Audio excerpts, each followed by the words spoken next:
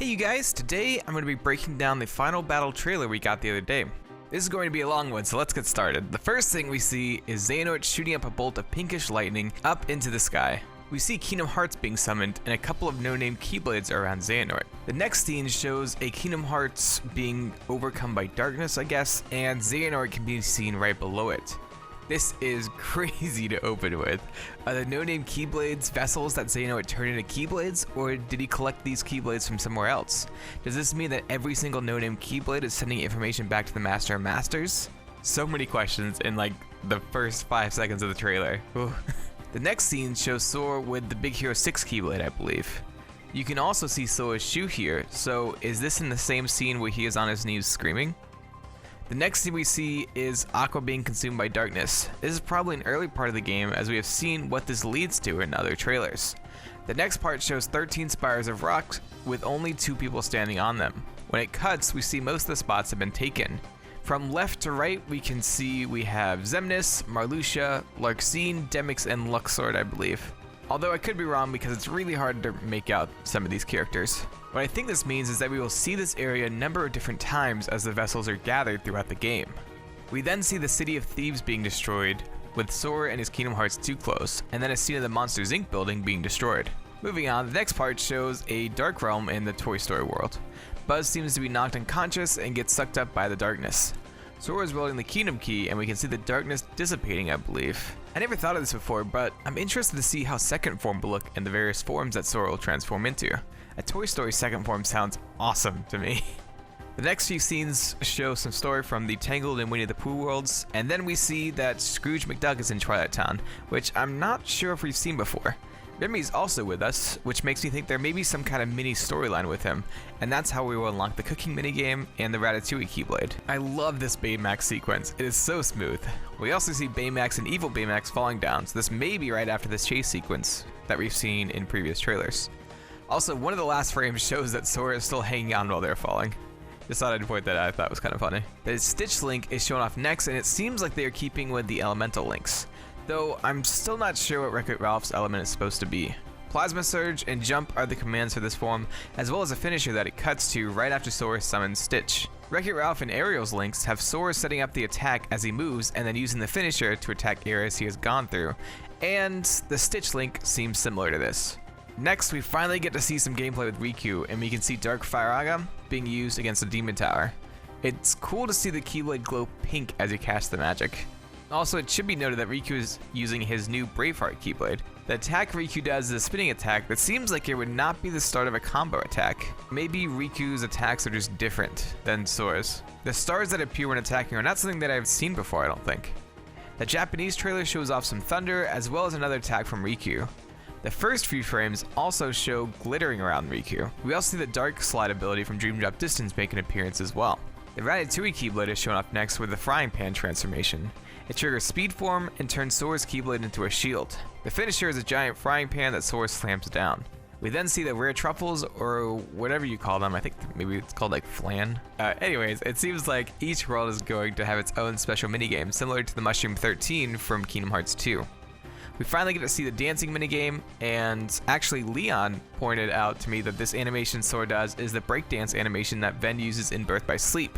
Really cool, I did not notice that at all. I'll leave his channel in the description below.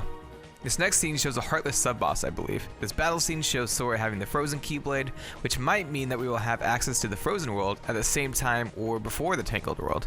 Also, there's a new form called Rage Form that is available to Sora. I think this form may be a safety net kind of form that Sora can use if he takes a certain amount of damage in a certain time frame. Of course, that is just a theory, but Sora's HP is gone, and it seems like he has gotten hit a couple times and needed to heal, and then took more damage. Diving underwater in the Pirates world looks amazing. Notice that your shot lock is not usable while underwater. This underwater Heartless seems like another sub-boss, and we also get a look at some sea magic. There's Sea Fire, Sea Blizzard, and Sea Thunder. The Blizzard magic looks awesome, and I cannot wait to see the rest of the magic.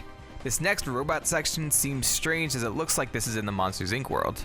The next scene shows the fight against Davy Jones, and the health bar is huge. We see Sora transforming into Highwind, and it seems like it stuns the boss pretty well. This next boss fight looks insane. Is this a nightmare or an unversed? because it looks similar to the goopiness of the fight against the Ventus Armor Nightmare.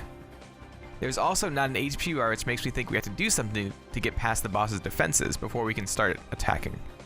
The Tangled World boss seems crazy as well. We can see Sora running up the tower as orbs fall down and dodge vine vortexes, or whatever these green things are. All of these bosses have so much HP. We see a massive fight against Heartless Nobodies in the next scene, with Sora using Mirage Staff. We also have a Trinity Guard situation command, which is probably the reaction command we saw in an older trailer. We can see the bar in the top left showing a bar of how many enemies are left. We get our first look at Xion in the next scene, as well as seeing Kairi in her Kingdom Hearts 2 outfit. It seems like this is probably early on in the game.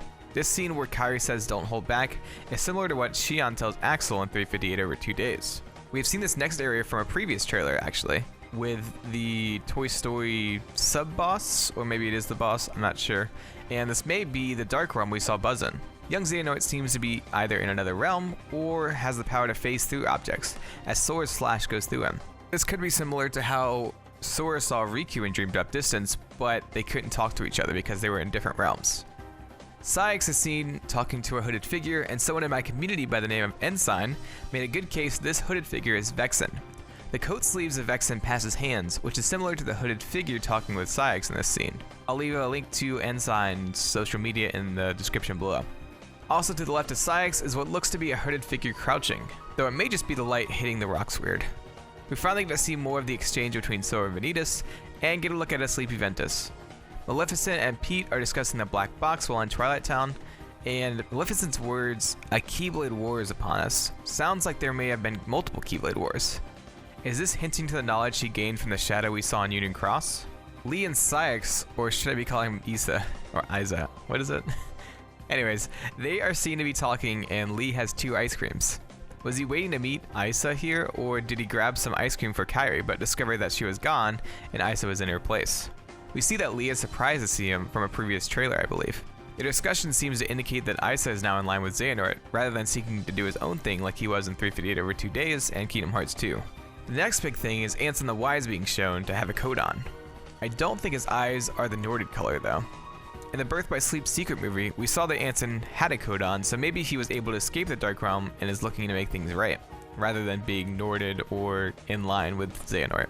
We also learned that children were sacrificed for his research. Is this another hint to Union Cross? The next scene shows Riku and the Riku replica locking blades.